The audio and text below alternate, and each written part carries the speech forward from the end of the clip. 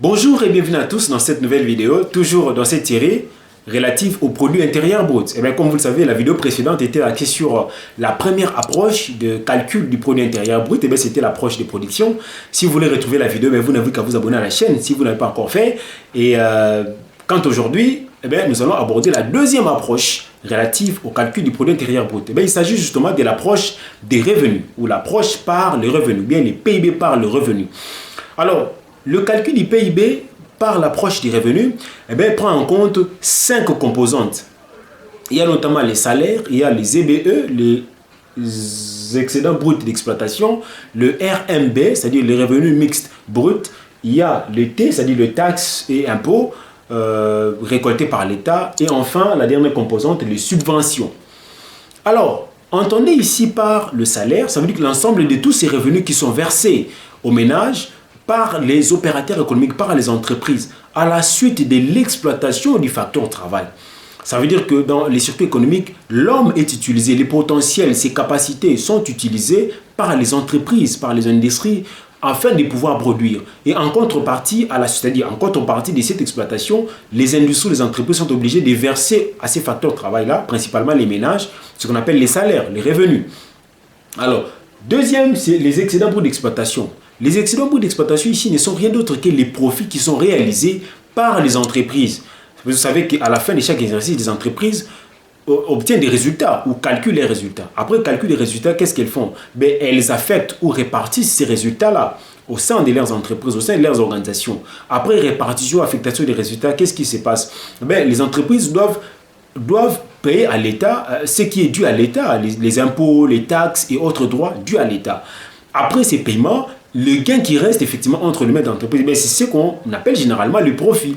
Ce qui profite véritablement aux entreprises. Et bien ici, pour calculer les PIB, nous avons besoin de cette composante-là. La troisième composante, eh bien, il s'agit justement des RMB, donc les revenus mixtes bruts, qui ne sont rien d'autre que les profits réalisés, cette fois-là, par les entreprises individuelles, donc les entreprises à actionnaires uniques, mais qui sont répertoriées par l'État, donc qui évoluent dans le secteur formel. Et la quatrième composante, il s'agit justement des T, c'est-à-dire les taxes et les impôts qui sont récoltés par l'État. Comme vous le savez, le moyen principal, les sources principales d'approvisionnement en moyens financiers par l'État, ce sont les impôts, ce sont les taxes, ce sont les redevances et bien d'autres. Donc pour que l'État parvienne à mener à bien son action, à mener à bien ses interventions, en tout cas sur l'ensemble de la sphère économique, il faut nécessairement qu'il puisse se pourvoir des moyens, les moyens qui proviendront des impôts que nous payons, que les opérateurs économiques payent, des taxes, des redevances, etc. La quatrième composante, et la cinquième plutôt, et dernière composante, il s'agit bien sûr des subventions. Les subventions ne sont rien d'autre que, parce que vous avez vu d'ailleurs, on a mis le signe moins, c'est-à-dire la soustraction. C'est-à-dire entre les impôts et puis la subvention, il y a une différence qui s'opère. Donc, il s'agit de toutes les aides financières que l'État accorde aux opérateurs économiques. Généralement, c'est dans le but de renforcer la capacité de production ou bien de renforcer la capacité financière. Donc, ça peut arriver que l'économie puisse fonctionner avec beaucoup de difficultés ou bien les opérateurs économiques opèrent avec beaucoup de difficultés et que l'État évalue l'importance ou la nécessité de les accompagner en leur donnant des aides financières, etc. Et c'est aux impôts, c'est aux moyens financiers de l'État que nous allons soustraire ces subventions. C'est pourquoi vous avez vu les signes soustractifs à la fin.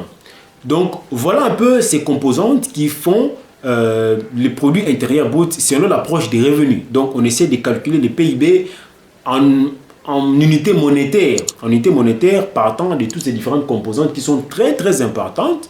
Alors, voilà un peu ce que j'avais à partager aujourd'hui. La prochaine vidéo sera axée sur la dernière approche, parce qu'il y en avait 3, comme j'avais dit.